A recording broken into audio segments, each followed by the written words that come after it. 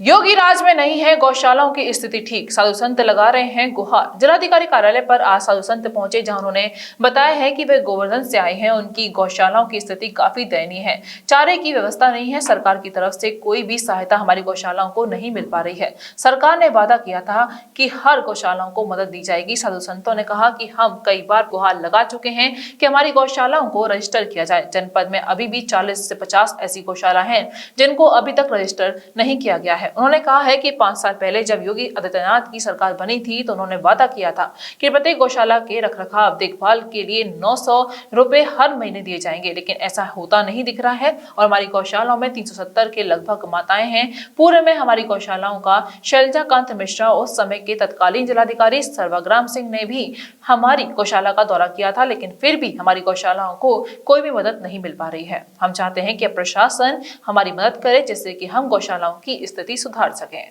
क्या नाम है आपका? मेरा नाम हरे कृष्ण दास गोस्वामी गोसेवक। कहाँ से आए आप?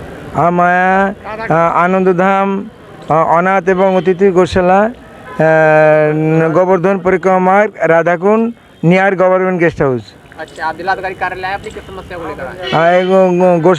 गौसेवा संबंधी ये साल पिछले साल से भूसा का रेट ज़्यादा हो गया, इसलिए ये गौशाला नाम अनाथ एवं अतिथि, out of budget out of capacity, इसलिए इतना दिन सरकार हेल्प के लिए कोई ज़रूरत तो नहीं और ग्रहण नहीं हुआ।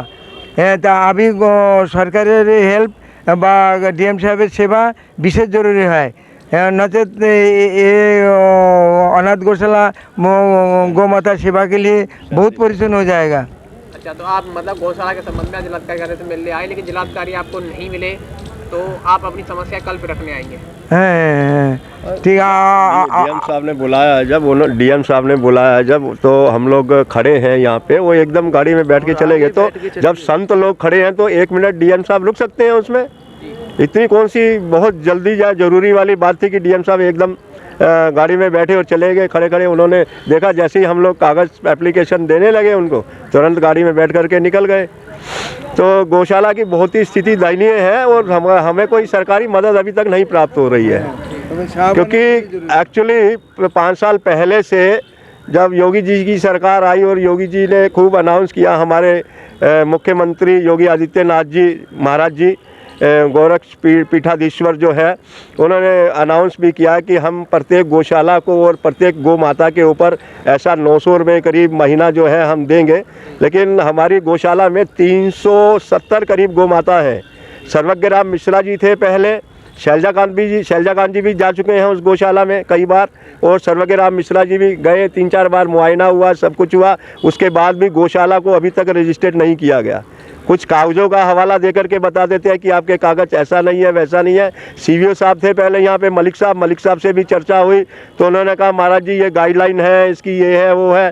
तो जब योगी जी बोलते हैं कि हम प्रत्येक गौ माता के ऊपर 900 रुपया दे रहे हैं, तो उस साथ में ये भी बोल देना चाहिए कि जो गौ माता के रजिस्टर्ड है या जो गौशाला रजिस्टर्ड है, कम से कम 40 से 50 गौशाला रजिस्टर्ड नहीं है।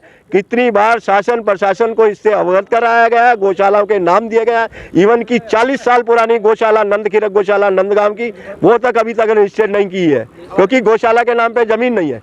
तो जो गोचारण भूमि है वो दे दीजिए आप हमें, उसमें से 2 एकड़ ज़मीन रजिस्टर कर दीजिए उसको। अब ये गौशाला हमारी 37 साल पुरानी गौशाला है, बाबा कैसे कैसे भिक्षा मांग के चलाते हैं, उसमें सरकार का कोई योगदान नहीं मिल रहा हमको, प्रशासन की तरफ से कोई योगदान नहीं मिल पा रहा हमको। उसके लिए हम डीएम साहब के पास आए थे और हमें मालूम पड़ा कि डीएम बहुत अच्छे व्यक्तित्व वाले व्यक्ति हैं। उधर लखनऊ गोरखपीठ में भी रहे, उधर गोरखपुर में भी रहे हैं वो एज ए जिलाधिकारी। तो यहाँ भी अभी वो आए तो हमको तो बड़ी उम्मीद थी कि वो हमारी बात को सुनेंगे और कुछ ना कुछ आश्वासन देंगे या कुछ सेवा गौ माता के लिए प्रदान करेंगे और कहेंगे कि या हमको कुछ दिशा निर्देश देंगे कि इस तरह से आप चलाइए, इस तरह से हम आपकी मदद कर पाएंगे या कर सकते हैं। लेकिन वो नहीं हुआ, चले गए। हम कल फिर आ जाएंगे या डीएम साहब से फ़ोन पे बात करके उनसे समय ले लेंगे, समय निर्धारित कर लेंगे। और उनसे एक बार गुजारिश करना चाहते हैं डीएम साहब से कि जितनी भी अनरजिस्टर्ड गौशालाएँ हैं, या तो उनको रजिस्टर करवाएं, वो सीवीओ के द्वारा, जो भी डिपार्टमेंट संबंधित डिपार्टमेंट है उसके द्वारा उसको रजिस्टर कराया जाए। अन्यथा वो अपने ऊपर ले लें, जो सरकारी गौशाला है वहाँ उन गौ माताओं को भेज दें, हमें कोई दिक्कत नहीं है, हम उसके लिए तैयार हैं। महंगी बिजली बिल की समस्या से छुटकारा पाइए, सोलर सिस्टम लगाइए। जी हां, आपके लिए बेहद आसान हुआ सोलर सिस्टम लगवाना। संपर्क करें Amity electronics corporation, Krishna Nagar, Mathura.